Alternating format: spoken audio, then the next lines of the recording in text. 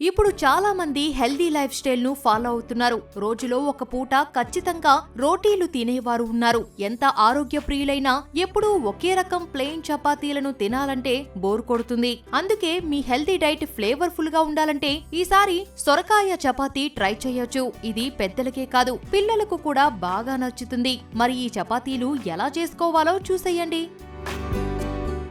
సొరకాయ చపాతీ తయారీకి కావాల్సిన పదార్థాలు: గోధుమ పిండి 2 కప్పులు, సొరకాయ తురుము 1/2 కప్పు, ఉప్పు రుచికి సరిపడా, మిరియాల పొడి 1/2 టీ స్పూన్, ఇంగువ చిటికెడు, గరం మసాలా పొడి 1/2 టీ స్పూన్, పచ్చిమిర్చి 1 నుంచి 2, నూనె 2 టేబుల్ స్పూన్లు. సొరకాయ చపాతీ తయారు చేసే విధానం: సొరకాయ చపాతీ తయారు చేసుకోవడం కోసం ముందుగా ఒక మిక్సింగ్ బౌల్ తీసుకొని అందులో 2 కప్పుల గోధుమ పిండి వేసుకోవాలి. ఇంతకు ముందు చెప్పిన కొలతల ప్రకారం ఉప్పు, మిరియాల పొడి, ఇంగువ, గరం మసాలా పొడి వేసుకొని కలుపుకోవాలి. తరువాత ఇందులోనే సన్నగా తరిగిన పచ్చిమిర్చి, నూనె వేసి బాగా కలపాలి. ఇప్పుడు ఈ పొడి పదార్థాలలో సొరకాయ తురుము వేసి నీళ్లు ఏమాత్రం కలపకుండా చపాతీ ముద్దలాగా బాగా గట్టిగా కలుపుకోవాలి.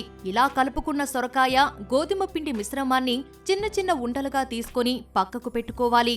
ఇప్పుడు ఈ ఉండలను పొడి గోధుమ పిండిలో డీప్ చేసుకుంటూ పీటపై కొంచెం కొంచెం పిండి చల్లుకొని చపాతీలాగా పలుచుగా చేసుకోవాలి. తర్వాత స్టవ్ ఆన్ చేసి దాని మీద పెనం పెట్టి కాస్త నూనె వేసి వేడి చెయ్యాలి.